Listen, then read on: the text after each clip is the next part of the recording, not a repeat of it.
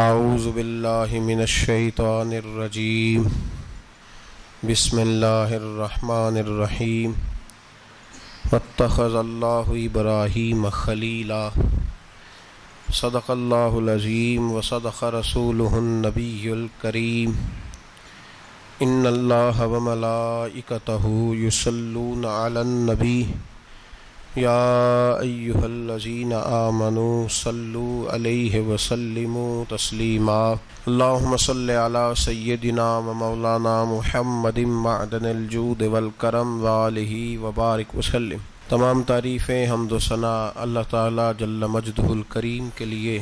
زاں بعد درود و سلام نبی محترم شفیع محتشم آقا کل ختم رسول دانائے سبل احمد مجتبیٰ جناب حضرت محمد مصطفیٰ صلی اللہ تعالی علیہ وسلم کی ذات والا صفات کے لیے حمد و صلات کے بعد، عزیز دوستو، بزرگوں اور بھائیوں، حضرت سیدنا ابراہیم خلیل اللہ علی نبینا علیہ الصلاۃ والسلام کا تذکرہ قرآن مجید نے کئی جگہوں پہ بیان فرمایا ہے۔ نبی پاک صلی اللہ تعالی علیہ وسلم نے ارشاد فرمایا ہے کہ میں ملت ابراہیم پہ ہوں۔ حضرت ابراہیم علیہ الصلاۃ والسلام کے سیرت کو، سوانح کو، ان کی زندگی کے واقعات کو قرآن مجید نے متعدد مقامات پہ بیان کیا ہے۔ انبیاء کرام علیہم السلام 1,24,000 کم و بیش ہوئے، لیکن دین اسلام میں نبی پاک علیہ السلام کی امت میں جو مقام حضرت ابراہیم کا ہے وہ بس انہی کا ہے۔ ان کی زندگی ایک بڑی خوبصورت، بڑی منفرد اور مسلمانوں کے لیے بڑی اسوہ نور دینے والی زندگی ہے۔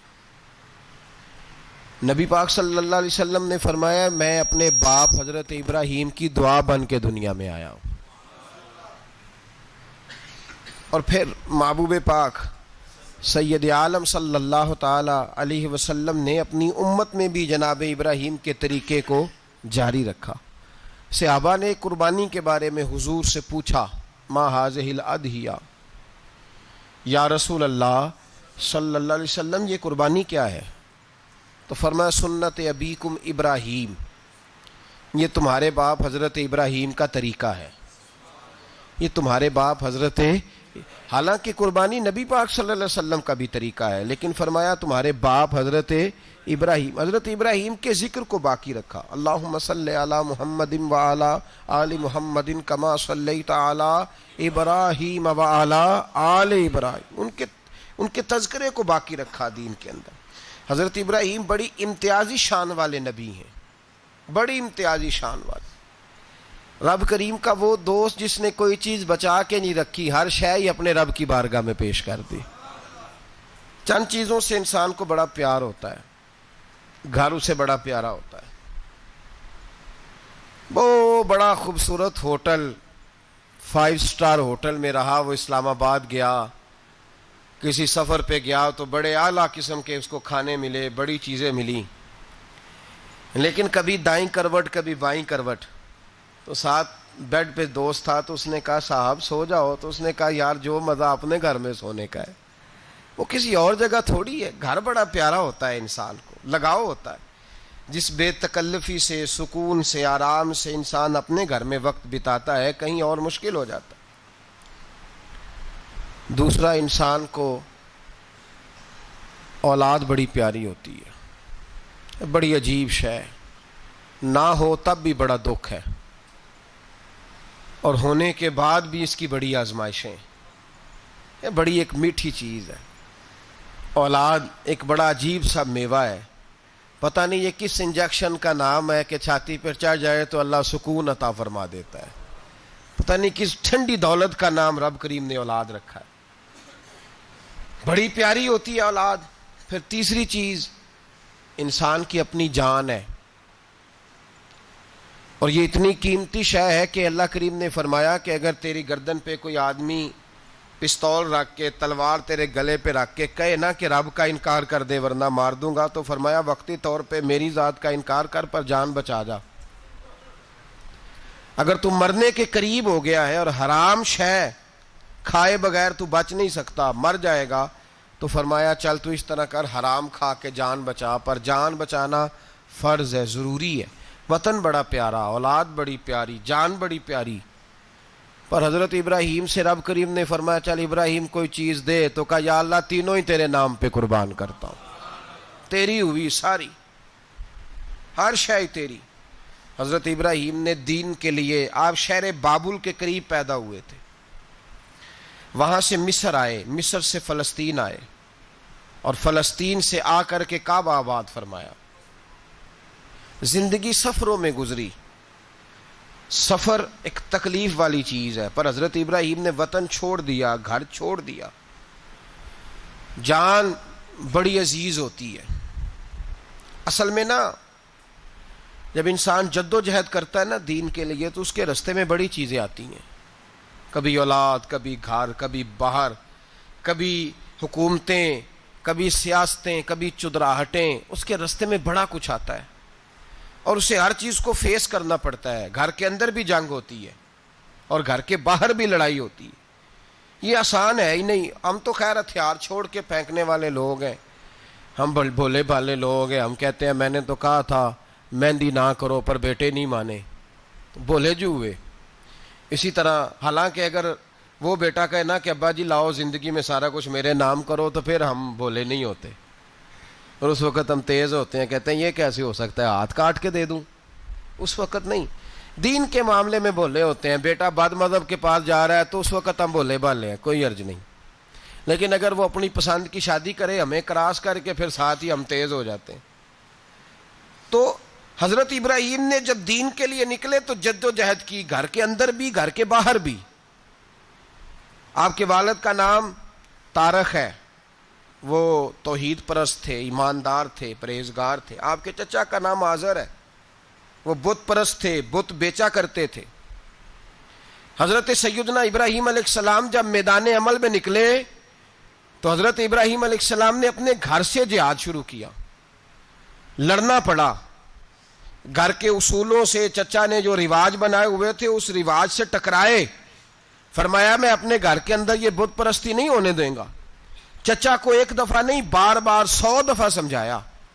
آپ کا چچا بت بنا کے بیچا کرتا تھا. حضرت ابراہیم علیہ السلام تھوڑے بڑے ہوئے تو کہنے لگا کہ چلو میرے ساتھ، تم بھی بت بیچنے ہیں، ہمارا کاروبار ہے. حضرت ابراہیم ساتھ نکلے تو بت پکڑا ہے، گندے پانی کے اندر اس بت کو ڈبوتے ہیں. کہتے ہیں کسی نے خریدنا ہے تو خرید لو، نہ یہ نفع دے سکتا ہے نہ نقصان دے سکتا ہے. جو اپنا آپ نہیں بچا سکتا تمہیں کیا بچائے گا، خریدنا ہے تو خرید لو. چچا کہنے لگا تو کاروبار چمکا رہا ہے کہ تباہ کر رہا ہے. گھر میں بڑے معاملات خراب ہوئے، جھگڑے ہوئے، لیکن حضرت ابراہیم علیہ السلام ایک منٹ کے لیے بھی اپنے گھر کے اندر بھی کمپرومائز کرنے کو تیار. یہ تھوڑا مشکل میں نے پہلو چھیڑ دیا ہے، یہ تھوڑا مشکل پہلو چھیڑ دیا ہے. بڑا سمجھدار آدمی ہے پر بیوی سے پردہ نہیں کرا سکتا. سیانا ہے، پنچایت کا بندہ ہے، جو اس سے آپ کہیں گے وہ بات یہ سنائے گا، لیکن کہتا ہے نہیں جی میں نے کوشش کر لی ہے. کس قسم کی کوشش ہے صاحب، یہ کیسے ہو گیا؟ حضرت ابراہیم علیہ السلام نے گھر کے اندر سے فرمایا نہیں کرنے دوں گا. گھر کے اندر بھی ٹکرائے. فرمایا تم جو بھی ہو، پاش پاش کیا چچا کے اصولوں کو. اور باہر جب نکلے تو صرف علاقے کے چیئرمین سے نہیں ٹکرائے، ایم پی ایم این اے وزیر مشیر سے نہیں ٹکرائے. سپر پاور نمرود دنیا کا واحد حکمران تھا اس وقت، دوسرا کوئی حکمران ہی نہیں تھا. اکیلے حکمران سے جا کر ٹکرائے. کوئی ساتھ فوج نہیں تھی، کوئی ساتھ ان کے طاقت بظاہر دنیا داری کی کوئی نہیں تھی. پر حضرت ابراہیم جا کے ٹکرائے اور میرے رسول پاک صلی اللہ علیہ وسلم نے سند بیان کی. فرمایا افضل الجہاد کلمۃ الحق عند سلطان الجابر. فرمایا سب سے افضل جہاد یہ ہے کہ تو ظالم بادشاہ کے سامنے کھڑے ہو کے حق بات بیان کر دے. یہ سب سے بڑا جہاد ہے. یہ سب سے افضل الجہاد کلمۃ الحق عند سلطان الجابر، سب سے بڑا جہاد.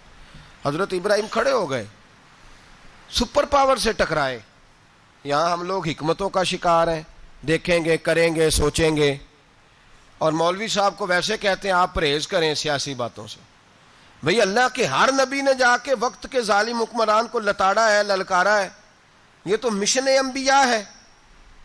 حضرت سیدنا ابراہیم علیہ الصلوۃ والسلام نے جو اس کو جا کے کہا کہ تو جھوٹ بولتا ہے, تو جھوٹا ہے, تو خدائی کا دعویٰ کرتا ہے, تو بہت بڑا ظالم ہے. اور قرآن مجید نے اس ساری بات کو بیان فرمایا ہے. حضرت ابراہیم علیہ الصلوۃ والسلام سے کہنے لگا میں رب ہوں. تو آپ نے فرمایا میرا رب تو وہ ہے جو زندہ کرتا اور مارتا ہے. تو پھر آپ حق بات بیان کریں گے تو اللہ مارے گا کہ بندہ مارے گا؟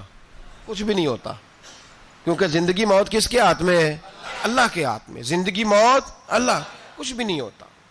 انسان صحیح سمت کا تعین کرے اور صحیح چلے. حضرت علی شیر خدا سے کسی نے کہا تھا کہ آپ کے بڑی دشمنی ہے, کوئی محافظ رکھ لیں. آپ فرمانے لگے موت خود بہت بڑی محافظ ہے, وقت سے پہلے آتی ہی نہیں. بڑی محافظ ہے, وقت سے پہلے. علامہ نورانی رحمۃ اللہ تعالی علیہ کراچی جیسے شہر میں رہا کرتے تھے, جہاں گام گام پہ خطرہ تھا. لوگوں نے کہا حضرت اتنے بڑے لیڈر ہو, آپ کی جماعت کی 62 سیٹیں ہوئیں قومی اسمبلی میں, ایک ایسا وقت بھی آیا تو کوئی ایک آدمی بندوق والا. آپ فرمانے لگے مجھے ضرورت ہی نہیں, اس لیے کہ جس خدا رسول کے لیے میں نکلا ہوں وہ خود ہی حفاظت کرنے والے ہیں, ضرورت نہیں ان چیزوں. تو بھائی حضرت ابراہیم ٹکرائے, اور آپ کا انداز کیا ہے؟ جا کے کہا کہ تو نہیں, خدا وہ ہے جو زندہ کرتا. اور اس نے ایک بیوقوفوں جیسی دلیل دی. ایک آدمی کو کل پھانسی دینی تھی تو اس کو بلایا, کہنے لگا تجھے کب پھانسی ہے؟ اس نے کہا کل. کہنے لگا جا تجھے آزاد کیا, زندگی دی, اس کو چھٹی دے دی. ایک عام آدمی بیچارہ بیٹھا تھا, اس کو پکڑ کے نا کہنے لگا اس کی گردن اڑا دو. کہنے لگا دیکھ لو میں بھی زندہ کرتا اور مارتا ہوں, وہ جو کل مرنے والا تھا میں نے زندہ کر دیا ہے, اور جس کو پتہ ہی نہیں تھا کہ میں نے مرنا ہے اسے پکڑ کے میں نے مار دیا ہے. یہ بیوقوفوں جیسی دلیل ہے. حضرت سیدنا ابراہیم علیہ الصلوۃ والسلام چاہتے تو اسی وقت دلیل توڑ دیتے کہ تو کیا بیوقوفوں جیسی بات کر رہا ہے, اگر تو زندگی دیتا ہے تو مرے ہوئے میں جان ڈال کے دے جس کو تو نے مارا ہے. لیکن حضرت ابراہیم نے دیکھا کہ بیوقوف ہے, بیوقوفوں سے بحث نہیں ہوتی, دلیل بدل لی جاتی ہے, ان کی عقل کے مطابق بات کی جاتی ہے. حضرت ابراہیم فرمانے لگے میرا رب وہ ہے جو سورج مشرق سے نکالتا ہے اور مغرب میں غروب کرتا ہے. تو اگر رب ہے تو مغرب سے نکال کے مشرق میں غروب کر. فبہت الذی کفر, کافر لاجواب ہو گیا, اس کے پاس اس چیز کا کوئی جواب نہیں تھا. علامہ اسماعیل حقی نے خوبصورت فقرہ لکھا ہے, خوبصورت جان ڈال دی ایک جملہ کہہ کے.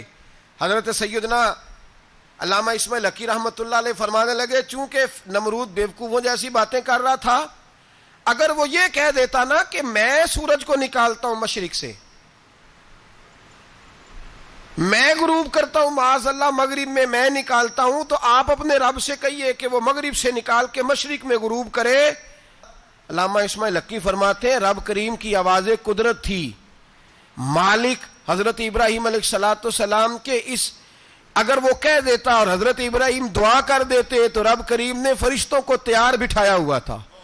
فرمایا اگر یہ کہہ دے میرے خلیل سے کہ سورج مغرب سے نکال کے مشرق میں غروب کرنا ہے تو تیار رہنا, جس طرح خلیل کہیں گے ویسے ہی کر دیں گے.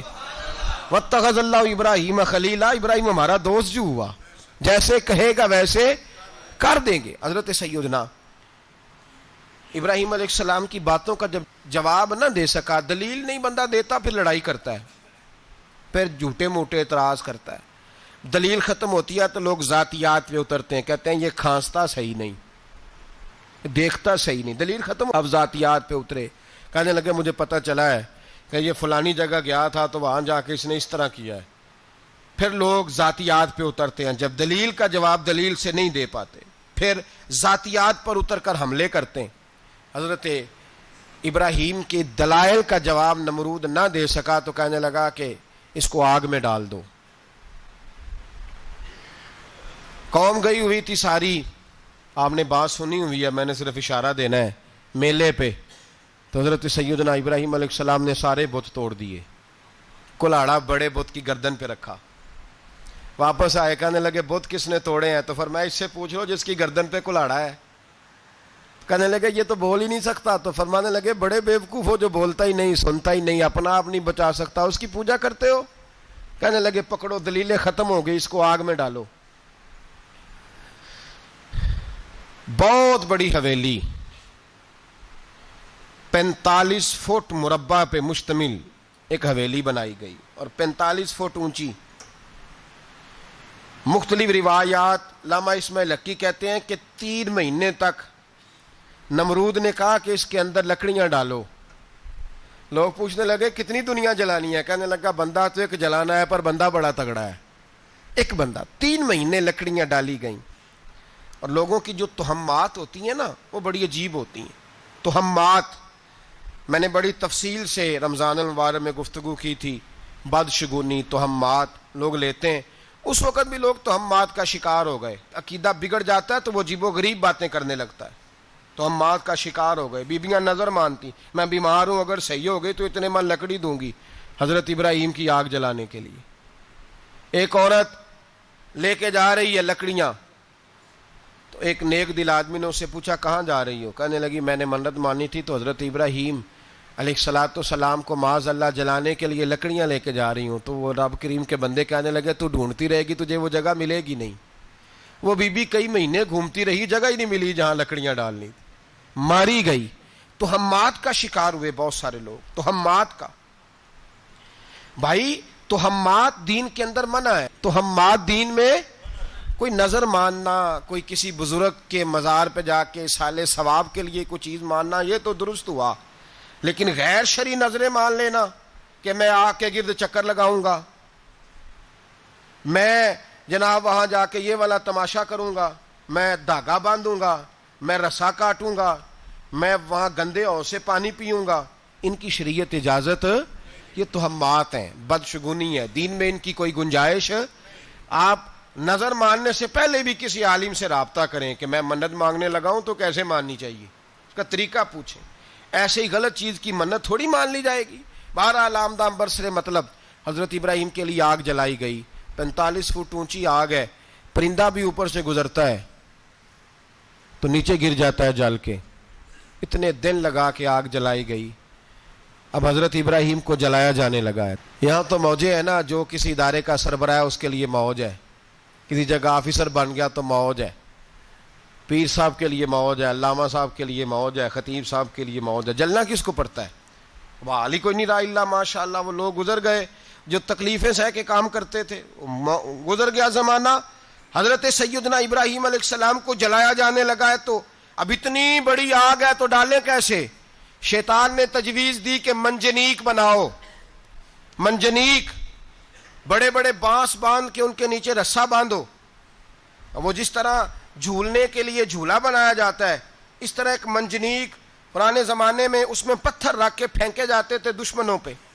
وہ منجنیق بنائی گئی کہ دور سے حضرت ابراہیم کو پھینکیں گے. ہاتھ حضرت ابراہیم کے باندھ دیے، پاؤں مبارک باندھ دیے. پوری زمین پہ ایک نام لینے والا خدا کا. اور اس کو آج رسیوں میں جکڑا ہوا ہے. جب پھینکا جانے لگا نا آگ میں، حوریں رونے لگیں، فرشتے تڑپنے لگے، اے اللہ یہ کیا ہونے لگا ہے؟ ایک تیرا خلیل اور وہ بھی آگ میں. فرمایا جاؤ جا کے اس سے کہو اگر تمہاری مدد لیتا ہے تو اسے بچاؤ. ہوا کا فرشتہ آیا، کہا ابراہیم اگر تو کہے. او بھائی، ان چیزوں کو کہانی سمجھ کے نہ سنا کریں، یہ داستان نہیں. یہ وہ طریقے ہیں جو ہمارے رسول نے ہمیں اپنانے کا حکم ارشاد فرمایا ہے. جو عقیدے، یہ وہ نظریات ہیں جو ہمیں اوڑھنے کو کہا گیا. اپنے رب کریم کی رضا پہ راضی رہنے کے یہ وہ خوبصورت مواقع ہیں صوفیاء نے جن کو بنا کر سمجھا کر ہم تک پہنچایا ہے. یہ ہے اہل طریقت کی باتیں. وہ کہتے ہیں یار جس حال میں رکھے راضی رہنا ہے. حضرت ابراہیم علیہ الصلوۃ والسلام کو پھینکا جا رہا ہے، فرشتہ آیا، اے اللہ کے خلیل اگر حکم دو تو اتنی ہوا چلاؤں کہ نمرودی جل جائیں سارے، آگ ان پہ پھینک دی جائے. آپ نے فرمایا تو جا، تجھ سے مجھے کوئی کام نہیں. تھوڑی دیر کے بعد پانی کا فرشتہ آیا، کہا حضور اتنی بارش برساؤں گا کہ آگ بجھ جائے گی. فرمایا تو جا، تجھ سے کوئی کام نہیں. اب جب منجنیق میں رکھ دیے گئے، آگ میں جانے کا لمحہ ہے، تیاری ہے، حضرت جبریل امین حاضر خدمت ہوئے. کہا ابراہیم کوئی حاجت؟ فرمایا تجھ سے کوئی نہیں. کہا چلو مجھ سے نہیں تو رب کریم سے ہی بات کر لو، مجھے پتا ہے میں چھوٹا ہوں، آپ مجھ سے مدد کیوں لوگے، رب کریم سے ہی بات کر لیں. تو حضرت ابراہیم کہنے لگے جبریل یہ بتا، رب کو نہیں پتا اس کا خلیل کس حال میں ہے؟ اسے نہیں پتا میں کس حال میں ہوں؟ میرے ہاتھ بندے ہیں، پیر بندے ہیں آگ میں، اسے نہیں پتا؟ بتایا تو اسے جاتا ہے جسے خبر نہ ہو. تو اگر اسے پتا ہے تو اگر وہ جلانے پہ راضی ہے تو میں بھی جلنے کو تیار ہوں، میں تیار ہوں. اسے کہو ٹھیک ہے.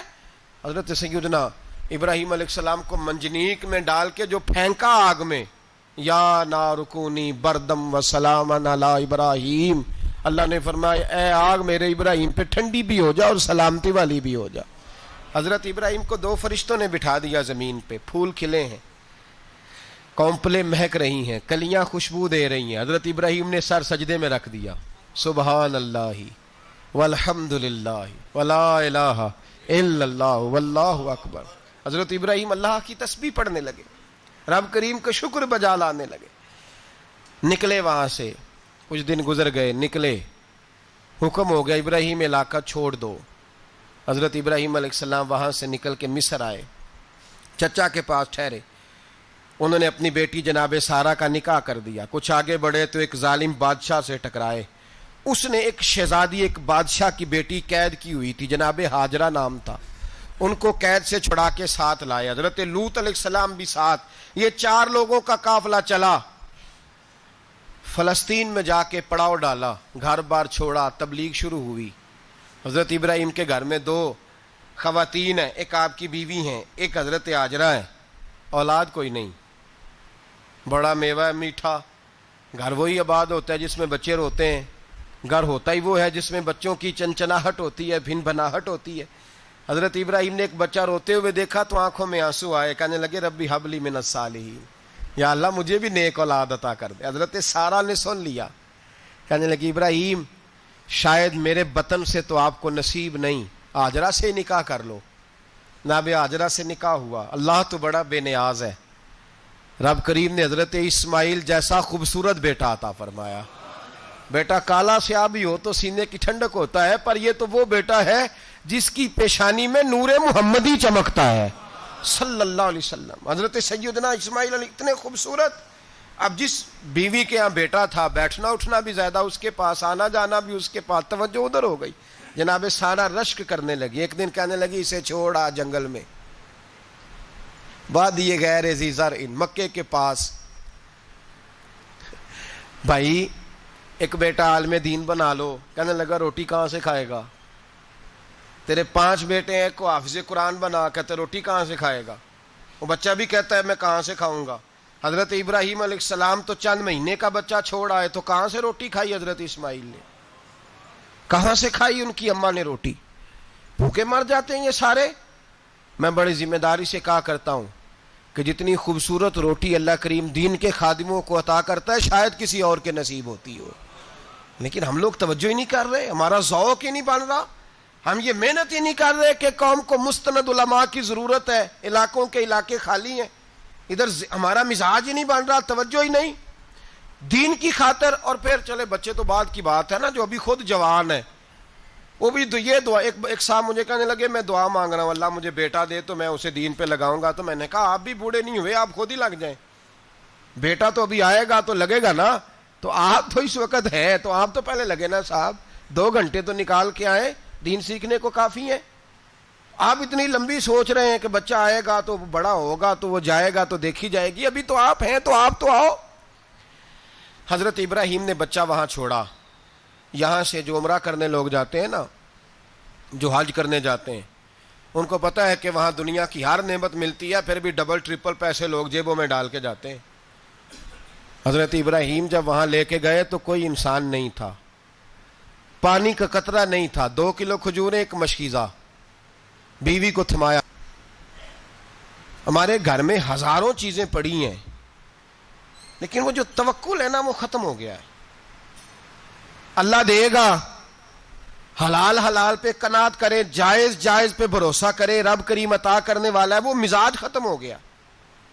حضرت سیدنا ابراہیم علیہ السلام 2 کلو کھجوریں، ایک مشکیزہ پانی کا دے کر کے، اور وہاں بٹھایا آپ نے اپنے بچے کو اور اپنی زوجہ جناب ہاجرہ کو، اور بٹھا کر کے واپس پلٹنے لگے تو حضرت ہاجرہ سلام اللہ علیہ نے آواز دی، کہا ابراہیم کس کے سہارے پہ چھوڑ کے جا رہے ہو؟ جہاں آب زمزم کا کنواں ہے نا، جو لوگ گئے ہیں جنہوں نے صفا مروہ کی صحیح کی ہے، صفا مروہ سے باہر نکلے نا، سرکار کی ولادت کا مقام ہے، اس جگہ پہ آب زمزم کا کنواں تھا، وہاں حضرت سیدنا ہاجرہ کو بٹھایا، کوئی چیز نہیں، کوئی درخت نہیں، کوئی کھیت نہیں، کوئی پانی نہیں، کوئی کنواں نہیں، وہاں بٹھایا اور بٹھا کر کے نکلنے لگے تو جناب ہاجرہ فرمانے لگی ابراہیم کس کے سہارے پہ چھوڑ کے جا رہے ہو؟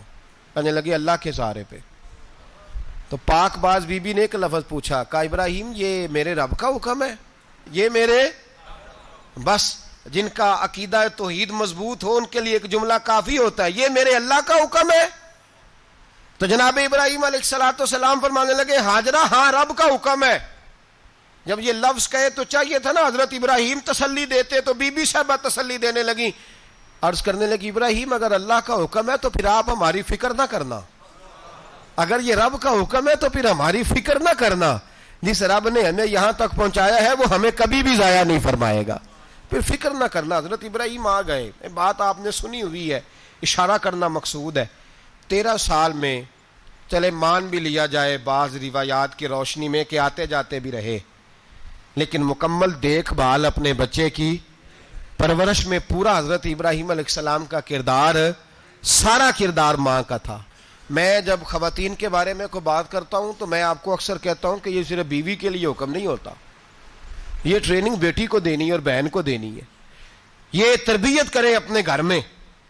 میں تجربے کی روشنی میں یہ بات عرض کیا کرتا ہوں کہ بھائی بچے باپ کے فرما بردار اس وقت ہوتے ہیں جب اماں انہیں باپ کا فرما بردار کرتی ہے، اور بچے باپ کے نافرمان بھی تب ہوتے ہیں جب اماں انہیں باپ کا۔ میں نے اپنے کانوں سے سنا ایک دفعہ ایک بچہ اپنے باپ سے کہہ رہا ہے آپ نے تو ساری زندگی باہر گزار دی، پیسے کمانا کون سا مشکل کام ہے، دکھ سکھ تو سارے اماں نے برداشت کیے، سکولوں میں وہ جاتی تھی، فلانا کام وہ کرتی تھی، فلانا کام۔ اب یہ سوچ اس کی ذاتی تو نہیں، یہ اس کو دی گئی ہے، اور اگر اس کو یہ سوچ دے دی جائے کہ اماں کہے کہ میں تو اپنوں میں رہی ساری زندگی، میں نے تو اپنوں میں وقت گزارا، اور تیرا باپ تو کئی دفعہ جنازے بھی نہیں پڑھ سکا، اس نے تو ماں باپ ایسے دفن کر دیے، وہ اگر یہ سوچ فراہم کرے تو پھر بچہ باپ کا فرما بردار ہوتا ہے۔ اور یہ والی روایتیں ہم بیوی کو سناتے ہیں، حالانکہ کس کو سنانی چاہیے؟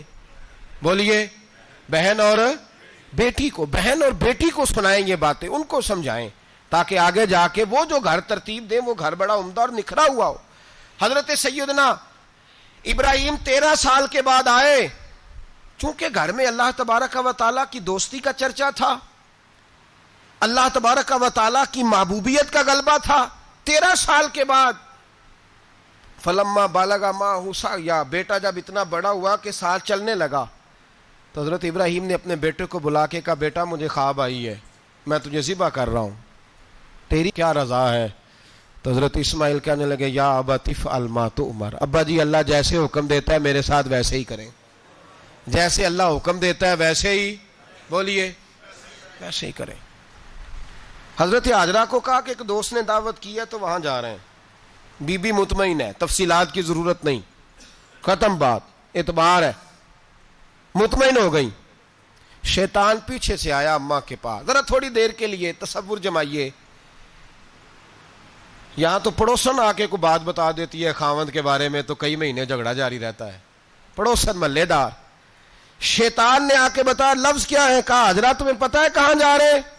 کہا دوست کی دعوت میں۔ تو کہنے لگے دوست کون ہے؟ رب کریم، اور ابراہیم کا خیال ہے کہ اس رب نے مجھے حکم دیا ہے کہ میں ذبح کروں۔ تو حضرت ہاجرہ کہنے لگی کبھی باپ بھی بیٹا ذبح کرتے ہیں؟ شیطان کہنے لگا ان کا خیال ہے کہ ان کے رب نے حکم دیا ہے۔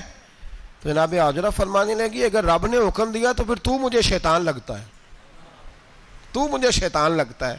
کہا کیا مطلب؟ فرمانے لگی اگر رب کریم کا حکم ہے تو میرے پاس ایک اسماعیل ہے، اگر 1000 بھی ہوتے میں سارے اللہ کے راستے میں پیش کر دے دیتی، مالک کا ہی تو ہے سارا کچھ، اسی کا ہے، اس میں لیت اللہ کی کیا گنجائش؟ حضرت سیدنا ابراہیم علیہ الصلوۃ والسلام نے بیٹے کے حلق پہ چھری رکھ بھی دی اور چھری چلا بھی دی، رکھ بھی دی، اور وہ تو اللہ کریم نے فرمایا یا ابراہیم قد صدقت الرؤیا، ابراہیم تو نے خواب سچا کر دکھایا، وہ قیامت تک تیرا نام رہے گا۔ حضرت ابراہیم نے وطن بھی دیا، جان بھی دی، بیٹا بھی، اللہ کریم نے دمبے دیے، فرمایا یہ فدیہ ہے، اب یہ قربانی قیامت تک حضرت ابراہیم کے طریقے کے مطابق جاری ہے. حضرت ابراہیم بہت بڑے مہمان نواز تھے, بہت بڑے. آپ جب مصر میں قیام تھا تو بڑے بڑے لمبے چوڑے لنگر پکتے تھے, لوگ آیا جایا کرتے تھے, بڑا تفصیل کے ساتھ کھانا ہوتا تھا. مہمان نوازی آپ کی خاص صفت مبارکہ ہے. ہمارے ہاں بھی مہمان نوازی ہوتی ہے امیروں کی, بلکہ اب تو مہمان نوازی اس طرح کی ہے کہ کل تیری میرے پاس دعوت ہے اور پرسوں میری تیرے پاس ہے. وہی امیروں میں وہ چکر رہتا ہے, پارٹیاں دوست ایک دوسرے کو ڈالتے ہیں, تیری طرف پارٹی تیری طرف. اور اسی انداز میں اب یہ عید آئے گی نا, ٹکا پارٹیاں ہوں گی جگہ جگہ. اور لوگ سوال پوچھنے لگے ابھی سے, کہتے ہیں قربانی کا کتنا گوشت گھر رکھنا جائز ہے, قربانی کا کتنا گوشت گھر رکھنا جائز ہے؟ سارا ہی جی. اس لیے فریزر لے لے, فریج سے نہیں کام چلے گا. سارا ہی جہاز گھر رکھنا سارا ہی جائز ہے, رکھ لیں. او خدا کے بندے, قربانی وہ بندہ دیتا ہے جو سارا سال ہی گوشت کھاتا ہے. صحیح کہہ رہا ہوں؟ قربانی صاحب نصاب صاحب استطاعت بندہ دیتا ہے نا, تو وہ سارا سال ہی گوشت, تو سارا گھر میں رکھنا بھی جائز ہے, لیکن سارا دے دینا بھی. تو جو آ رہی ہے اس پہ کیوں توجہ کرتے ہو, جو دوسرا جائز ہے اس پہ کیوں نہیں عمل کرتے؟ سارا تقسیم کر دیں, بات ختم ہوئی. یقین کریں, محرم میں جا کے دوست ٹیلی فون کر کے سوال پوچھتے ہیں, کہتے ہیں صاحب سنا ہے قربانی کا گوشت محرم میں کھانا جائز نہیں. میں کہ نہیں, ربیع الاول چ بھی جائز جے, رجب رمضان تک کھاؤ, کوئی بندہ نہیں منع کرتا. اس لیے کہ کسی کو دینا تو پسند ہی نہیں. یا پھر اس میں سے جو خاص چیزیں ہیں وہ اپنی فریج میں, اور باقی جو ہے وہ دوسروں کے لیے. یہ کیا طریقہ ہے ہمارا؟ اور اسی پہ عمل ہے. اللہ تبارک و تعالی ہمیں سمجھنے کی توفیق عطا فرمائے. حضرت ابراہیم بہت بڑے مہمان نواز تھے. صرف قربانی نہیں دیتے تھے, سارا سال بہت سارا لنگر, بہت سارا کھانا پینا, بہت ساری چیزیں جاری رہتی تھی. اور جتنے غریب لوگ تھے فلسطین کے, ان کو پتا تھا کہ حضرت ابراہیم علیہ الصلوۃ والسلام کا لنگر جاری ہے. فلسطین میں جب آپ کا قیام تھا, ایک دفعہ ڈھیروں مہمان آ گئے اور کھانے کو کوئی چیز نہیں. حضرت سارہ اور جناب ہاجرہ دونوں اس وقت موجود تھیں. وہ کہنے لگی ابراہیم بہت سارے مہمان آ گئے تو کیا کریں؟ جناب سارہ کہنے لگی کس طرح کر کے ان کی مہمان نوازی کرنی. اور حالات یہ ہیں کہ قحط پڑا ہوا ہے فلسطین میں, مصر میں, دور دراز علاقوں میں. تو حضرت ابراہیم کہنے لگے یہ اللہ کے مہمان ہیں اور ہمیں رب کریم کا بندہ سمجھ کے آ گئے, اللہ ہی بندوبست کرے گا. فرمانے لگے میرا مصر میں ایک دوست ہے, وہ قحط کے دنوں میں غلہ جمع کر لیتا ہے, میں اس کی طرف پیغام بھیجتا ہوں, مجھے امید ہے وہاں سے غلہ ملے گا. 2 3 5 اونٹ والے غلام بلائے اور ان کو کہا کہ جاؤ غلہ لے آؤ مصر کے دوست سے. وہ لوگ کہتے ہیں ہم غلہ لینے گئے, وہاں جب پہنچے تو حضرت ابراہیم خلیل اللہ علیہ السلام کا پیغام دیا تو آپ کا وہ دوست کہنے لگا غلہ تو بے شمار تھا, مجھے خبر نہیں تھی کہ حضرت ابراہیم کا پیغام آئے گا, تو میں تو سارا تقسیم کر چکا ہوں, لوگ لے گئے, اب تو کوئی شے نہیں. اب وہ خالی آ گئے 5 کے 5 اونٹ. جب خالی آئے تو حضرت ابراہیم کی حویلی کی دیواریں چھوٹی چھوٹی تھیں. ان غلاموں میں سے, خادموں میں سے, آپ کے ان چاہنے والوں میں سے ایک کہنے لگا یار وہ غریب تو انتظار کر رہے ہوں گے کہ غلہ لینے گئے ہیں, ہمیں روٹی ملے گی. چھوٹی چھوٹی دیواریں ہیں, وہ جب دیکھیں گے نا خالی آ گئے تو انہیں تکلیف ہوگی. اس طرح کرو بوریوں میں ریت بھر لیتے ہیں, ریت بھر کے لے جاتے ہیں, بعد میں اندر رکھ کے انہیں سمجھا بہلا لیں گے یا حضرت ابراہیم کو بتائیں گے, وہ خود ہی ان لوگوں کی دل جوئی فرمائیں گے. اب غلہ کی جگہ ریت بھر کے اونٹوں پہ رکھ کے لائی گئی. لا کے بوریاں جب رکھ دی گئیں, حضرت ابراہیم علیہ السلام دوپہر کے وقت آرام فرما رہے تھے. بی بی سارا اٹھی, کہتی ہیں جب میں نے دیکھا نا کہ بوریاں پہنچ گئی ہیں تو گئی, غلام کو ساتھ لیا اور اس کو جب کھولا نا تو کہتی اتنی حسین گندم میں نے پہلے کبھی دیکھی نہیں تھی, اتنا پیارا دانا میں نے کبھی ملاحظہ ہی نہیں کیا تھا. فرماتی ہیں جب اس کو پیس کر چکی میں روٹیاں پکائیں تو خوشبو دور دور تک پھیل گئی, اعلیٰ غذا بنی, بڑے بڑے کھانے بیبیوں نے مل کے پکائے, چن دیے گئے. حضرت ابراہیم اٹھے تو لوگ کھانا کھا رہے ہیں, سجدہ شکر ادا کیا, اور جب سجدے میں گئے تو وہی آنے لگی, پھر رونے لگے. جب پلٹ کر باہر تشریف لائے تو جناب سارا کہنے لگی ابراہیم تمہارا مصری یار بڑا اچھا ہے, اس نے اتنی اعلیٰ گندم بھیجی ہے کہ اتنی تو میں نے پیاری گندم کبھی دیکھی نہیں.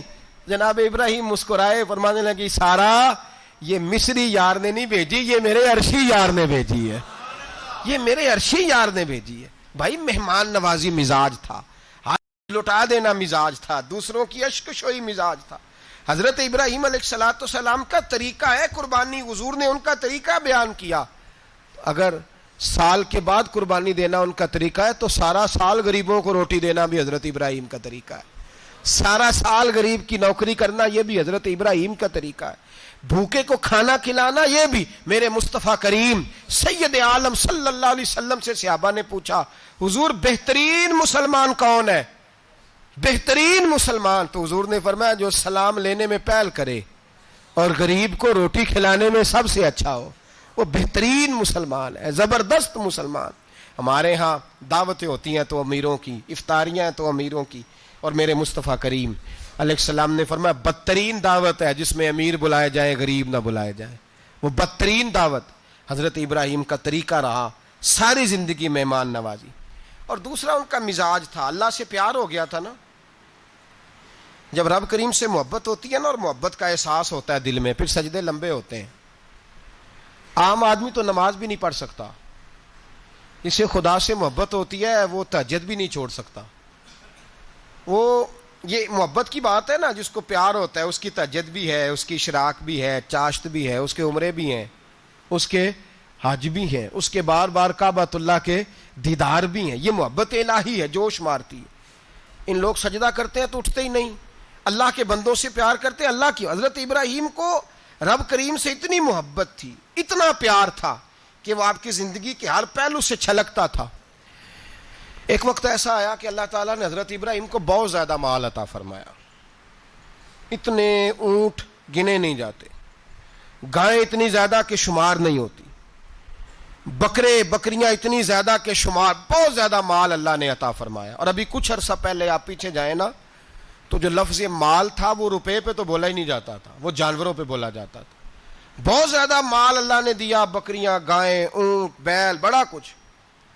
تو رب کریم نے فرشتوں سے فرمایا کہ واتخذ اللہ ابراہیم خلیلا، ابراہیم میرا دوست ہے۔ تو فرشتے کہنے لگے یا اللہ جسے اتنا کچھ دیا جائے اس نے دوست تو بننا ہی ہوتا ہے، تو نوازا ہی بڑا ہے، اتنا مال، اتنے کھیت کھلیان، اتنا کچھ۔ اللہ کریم نے فرمایا جاؤ آزمائش کر لو، امتحان لے لو۔ فرشتہ امتحان لینے پہنچ گیا۔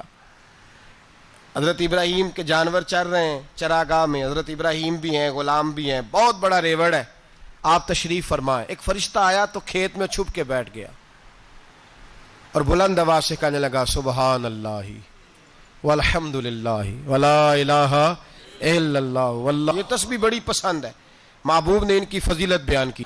اب وہ حضرت سیدنا ابراہیم علیہ السلام کھڑے تھے تو وہ کھیت میں بیٹھ کے تسبیح پڑھنے لگا سبحان اللہ والحمد للہ ولا الہ الا اللہ۔ حضرت ابراہیم کہنے لگے یہ میرے رب کا نام کون لے رہا ہے؟ بڑی اس کی میٹھی آواز ہے، بڑی، کون ہے؟ ڈھونڈنے لگے، گھومتے گھومتے اس کے پاس چلے گئے، فرشتہ انسانی شکل میں۔ تو میرے رب کا ذکر کر رہا تھا؟ اس نے کہا میں ہی کر رہا تھا۔ فرمانے لگے یار ایک دفعہ پھر نہیں کرتا؟ تو کہنے لگا ابراہیم پہلے تو میں اپنی مرضی سے کر رہا تھا، تو کہتا ہے تو پیسے لگیں گے، پیسے ہیں تو کر دیتا ہوں۔ حضرت ابراہیم کہنے لگے بول تو کیا لے گا؟ میرے اللہ کا ذکر سنانے کا کیا لے گا؟ کہنے لگا جتنی بکریاں آپ چرا رہے ہیں ساری دے دے تو میں اللہ کا ذکر سنا دیتا ہوں۔ اور آپ نے فرمایا بس جا تیری ساری ہوئی میرے رب کا ذکر سنا۔ اور پھر شروع ہو گیا سبحان اللہ الحمد للہ ولا الہ الا اللہ واللہ اکبر۔ حضرت ابراہیم علیہ السلام کیف میں یار پھر ذرا سنا، نہ علماں وچ پھسا سانو، تو یار دی گل سنا سانو، ذرا دوبارہ سنا۔ پھر سنایا، ایک دفعہ پھر کہا، فرشتہ کہنے لگا بس جی آپ کے پیسے پورے ہو گئے۔ حضرت ابراہیم کہنے لگے چل ایک دفعہ اور سنا۔ کہنے لگا پیسے لگیں گے، تو کیا لے گا؟ کہنے لگا گائیں بھینسیں ساری میری۔ فرمایا بس یار اتنی قیمت، تو سنا صحیح، سارا کچھ ہی تیرا۔ پھر شروع ہو گیا سبحان اللہ والحمد للہ ولا الہ الا اللہ واللہ اکبر۔ گائیں دے دیں، بھینسیں دے دیں، وہ ذکر سناتا ہے۔ حضرت ابراہیم کبھی مچلتے ہیں، کبھی روتے ہیں، کبھی آہیں بھرتے ہیں، تو میرے رب کا نام لے رہا ہے، ذرا پھر سے لے۔ کیف جاری ہے۔ کہنے لگا بس بھائی۔ حضرت ابراہیم فرمانے لگے تو اور لے لے جو لینا ہے، مجھے ذکر سنا۔ اس نے کہا ابراہیم بکریاں میں لے چکا، گائے بھینسیں میں لے چکا، اونٹ رہ گئے، سارے لے لوں گا پھر ذکر سناؤں گا. فرمایا جا تیرا ہوا تو ذکر سناتا رہے, میں دیتا ہوں. دے دیا, کچھ دیر ذکر کیا تو اب خاموش ہو گیا. حضرت ابراہیم خلیل اللہ علیہ السلام فرمانے لگے ذکر سنا. کہنے لگا ابراہیم اب تیرے پاس دینے کو کیا ہے, ہر چیز تو میں لے چکا. آپ فرمانے لگے یہ گائے بھینسیں بکریاں چرانے کے لیے تجھے کوئی نوکر ملازم بھی تو چاہیے نا, تو اس طرح کر مجھے رکھ لے, میں روٹی نہیں مانگوں گا, کھانا نہیں مانگوں گا, تو اللہ کا ذکر سناتا رہنا, میں تیرے جانوروں کی نوکری کرتا رہوں گا. حضرت ابراہیم علیہ السلام نے جب یہ کہا نا, فرشتے کی آنکھوں میں آنسو آ گئے. تر دامنی پہ شیخ ہماری نہ جائیے, ہم دامن نچوڑ دیں تو فرشتے وضو کریں. فرشتہ رو پڑا اور کہنے لگا ابراہیم مجھے سینے سے لگاؤ, آپ واقعی اس قابل ہیں کہ اللہ آپ کو اپنا دوست بنائے, واقعی اس قابل ہے کہ رب آپ کو اپنا. حضرت ابراہیم علیہ السلام کا خدا سے محبت کرنے کا نرالا انداز. اور میرے بھائی یہی محبت انہیں میرے مصطفیٰ سے بھی تھی. ایک نبی گھر بنا رہا ہے, دوسرا بنوا رہا ہے. حضرت اسماعیل علیہ السلام پتھر اٹھا اٹھا کے لا رہے ہیں, جناب ابراہیم بنا رہے ہیں. جب خانہ کعبہ بن گیا تو کہنے لگے ربنا وابعث فیہم رسولا, اے اللہ اب اسے بسانے کے لیے اپنا آخری رسول بھی عطا فرما. نبی پاک فرماتے ہیں میں دعا ہوں حضرت ابراہیم کی. یہ قربانی حضرت ابراہیم کا طریقہ ہے. حضور نے اگرچہ نبی پاک کی اپنی سنت تھی, یہ بھی کہہ سکتے تھے سنتی و سنت ابیکم ابراہیم, میری سنت ہے اور تمہارے باپ ابراہیم کی سنت ہے. یہ نہیں فرمایا. جب صحابہ نے کہا قربانی کیا ہے, فرمایا سنت ابیکم ابراہیم, یہ تمہارے باپ ابراہیم کی سنت ہے. ہر صاحب نصاب پر قربانی واجب ہے. جو زکوٰۃ کا نصاب رکھتا ہو اس پر قربانی واجب ہے, یعنی ضروریات سے زیادہ اتنے پیسے جتنے پیسوں سے زکوٰۃ فرض ہوتی ہے, اتنے پیسے جس آدمی کے پاس قربانی سے پہلے پہلے آ جائیں اس آدمی پر قربانی کرنا واجب ہے. بکرا, چھترا, دمبا 1 سال کا یا دمبا 6 مہینے کا ہو پر اتنا بڑا محسوس ہوتا ہو کہ لگے کہ 1 سال کا ہے, اس کی قربانی ہو سکتی ہے. جانور میں کوئی عیب نہیں ہونا چاہیے, اتنا کمزور نہ ہو کہ ذبح جہاں اسے کرنا ہے وہاں وہ چل کے جا نہ سکے, اتنا کمزور جانور نہ ہو, اس کے اندر بظاہر کوئی اتنا بڑا نقص نہ پایا جاتا ہو, کانا نہ ہو, لنگڑا نہ ہو, کوئی اس کی ہاتھ نہ کٹے ہوئے ہوں, ایسا نقص جو واضح ہو.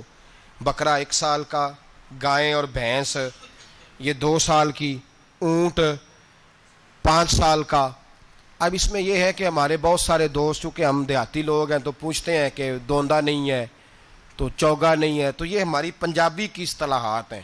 پنجابی کی شریعت اسلامیہ نے سال بتائے ہیں, یہ تو ہم نے اپنی آسانی کے لیے یا دیہاتوں میں جو ماحول تھا اس طرح کا جانور لیں, خوبصورت جانور لیں. جو نصاب ہے وہ بھی میں نے آپ کو بتایا, لیکن ایک اور پہلو بھی ہے. نبی پاک صلی اللہ علیہ وسلم پہ زکوٰۃ کبھی فرض نہیں ہوئی, کبھی حضور پہ زکوٰۃ فرض نہیں ہوئی. نبی پاک صلی اللہ علیہ وسلم کے پاس اتنا سرمایہ کبھی اکٹھا ہوا ہی نہیں کہ زکوٰۃ فرض ہو. لیکن نبی پاک کے صحابہ فرماتے ہیں کہ مدینے کے 10 سالوں میں اللہ کے رسول نے ہر سال قربانی فرمائی ہے, ہر سال قربانی دی. اور جس سال حضور حج کرنے گئے اس سال اللہ کے نبی نے 63 اونٹ ذبح فرمائے. اور حضور صلی اللہ علیہ وسلم جب اونٹ ذبح کرنے لگتے نا تو صحابہ کہتے ہیں اونٹ خود دوڑ کے حضور کے سامنے آ کے لیٹ جاتا, اور نبی پاک اسے ذبح کرتے اور فرماتے ہیں ایک دوسرے کو دھکے دیتے اونٹ کے, پہلے میں نے جانا ہے ذبح ہونے کے لیے, پہلے میں نے. انہیں پتا تھا کہ جو مصطفیٰ کے ہاتھوں ذبح ہوگا وہ تو دائمی زندگی پا جائے گا, یہاں بھی وہاں بھی زندہ. 63 اونٹ ذبح کیے. ایک اونٹ میں کتنی قربانیاں ہوتی ہیں؟ 7. اب 63 کو 7 سے ضرب دو گے تو کتنی بنے گی؟ اور پھر نبی پاک صلی اللہ علیہ وسلم نے 10 سال مدینہ منورہ میں قربانی دی, ہر سال. اب وہ 63 اونٹ, ایک اونٹ میں 7 قربانیاں, ہر سال یہاں قربانی. اور مولا علی شیر خدا فرماتے ہیں نبی پاک 2 قربانیاں دیتے. میں نے کہا حضور 2 جانور ذبح کر رہے ہیں آپ, تو حضور نے فرمایا ایک میری طرف سے ایک میری امت کی طرف سے, غریبوں کی طرف سے. اور حضرت علی کو حضور نے وصیت فرمائی تو 2 دیا کرے گا.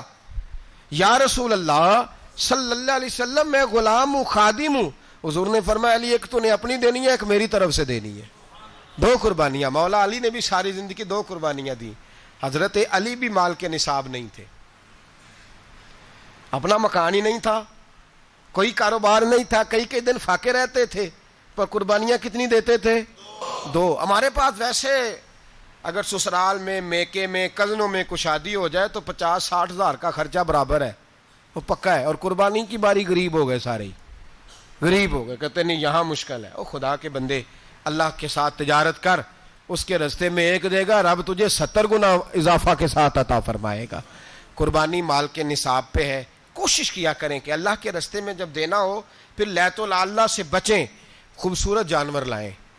جن کو اللہ نے توفیق دی ہے ان کے لیے نصیحت ہے، جن کو اللہ نے توفیق دی۔ میں نے اپنے حضرت صاحب کو دیکھا ہے، وہ کہتے تھے کئی جانور اللہ نے بڑا نوازا ہے، کہتے ایک میرا ہے، ایک میرے ماں کا، ایک میرے باپ کا ہے، ایک میرے فلاں استاد صاحب کا، ایک میرے پیر صاحب کا ہے۔ یہ جانور غوث اعظم جیلانی کا نام کا دے رہا ہوں۔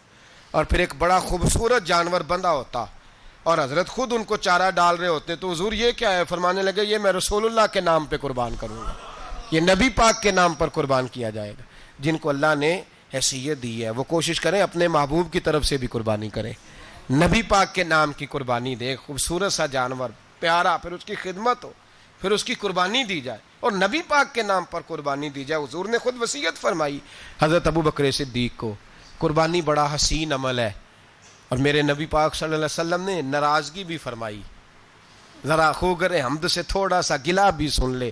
میرے حبیب نے فرمایا جو طاقت کے باوجود قربانی نہ کرے وہ ہماری عیدگاہ میں عید کی نماز پڑھنے نہ آئے، وہ نہ آئے۔ اور یا رسول اللہ جو کرے گا، فرمایا قربانی کے جانور کا خون کا قطرہ بعد میں زمین پہ گرے گا، اللہ اس کے سارے گناہ پہلے معاف فرما دے گا، اللہ اس کے سارے گناہوں کو بخشے گا۔ قربانی کریں، خوبصورت انداز میں کریں، اللہ کی رضا کے لیے۔ بزرگوں نے لکھا ہے 3 حصے کرو گوشت کے، ایک گھر میں رکھو، ایک رشتہ داروں میں بانٹو، پڑوسیوں میں بانٹو، اور تیسرا فقط غریبوں کو دو۔ لیکن میں اکثر یہ سوچتا ہوں کہ ہمارے ہاں قربانی کرتا ہی وہ ہے جن کے گھر میں ہر جمعرات کو چھوٹا گوشت پکتا ہے، اور جن کے گھر میں ہفتے میں 3 دفعہ مرغی کا گوشت پکتا ہے، وہی تو قربانی دینے کے قابل ہوتے ہیں۔ تو وہ بھی اگر قربانی کے بکرے میں سے بھی تیسرا رکھنا چاہیں تو اجازت تو ہے، میں نے کہا سارا رکھنے کی بھی اجازت ہے، لیکن اگر آپ مہربانی کریں، کوشش کریں کہ یار ہم تو سارا سال ہی کھاتے ہیں، اور ہمارے یہاں جو گوشت تقسیم ہوتا ہے نا وہ بھی باری لگی ہوئی ہے، ادھر سے پلیٹ آئی تھی گوشت کی تو ادھر سے بھر کے چلی گئی، بھئی اس نے کی ہے، اس کو بار بار گوشت دینے کا کیا مطلب ہے؟ آپ یہ دیکھیں عزیزوں میں، رشتہ داروں میں، اور میں اگر تھوڑا سا آپ کی توجہ کرانے میں کامیاب ہو جاؤں تو سفید پوش لوگوں کو دیکھیں، کچھ سفید پوش ہیں، سفید پوش جن کے اوپر قرضے ہیں، بیماریوں نے جکڑ لیا ہے، گھر میں بڑے بڑے سخت مریض آ گئے ہیں، سفید پوش پہلے دیا کرتے تھے۔ آپ ان سے پوچھتے ہیں صاحب قربانی، تو بات کو ٹالتے ہیں، وہ کہتے ہیں سوچ رہا ہوں کوئی حصہ ڈال جائے، پردہ پوشی کرتے ہیں، کہتے ہیں کہیں حصہ رکھا ہوا پردہ پوش۔ اکثر وہ لوگ قربانی نہیں دے پاتے، اکثر دیا کرتے تھے اب نہیں دے پا رہے، کیوں؟ اس لیے کہ مشکلات ایسی آ گئیں۔ ان لوگوں کا خیال کریں، ان کے گھروں تک گوشت پہنچا کے آئیں، ان پر توجہ کریں۔ وہ سفید پوش آدمی کبھی ذکر نہیں کرے گا، کچھ تو ایسے ہیں جو خود پہنچ جاتے ہیں کہ ہمیں گوشت دیا جائے، لیکن کچھ سفید پوش ہیں لا یسألون الناس الحافا، اللہ فرماتے کچھ لوگ لپٹ لپٹ کے سوال نہیں کرتے، سفید پوشی کا بھرم رکھتے ہیں، کا مزاج نہیں۔ ان کی طرف دیکھیں، اپنے رشتہ داروں کو دیکھیں، خاص کر ان رشتہ داروں کو دیکھیں جن کا آپ کو پتہ ہے کہ غریب ہیں، مجبور ہیں، ان کے گھروں میں گوشت بھیجیں۔ غریب بیٹیوں، غریب بہنوں کا خیال کریں، اس طرف متوجہ ہوں، ان کے ساتھ اس نے سلوک کریں، اس طرف آپ لوگ خیال کریں۔ اللہ ہمیں سمجھنے کی توفیق عطا فرمائے۔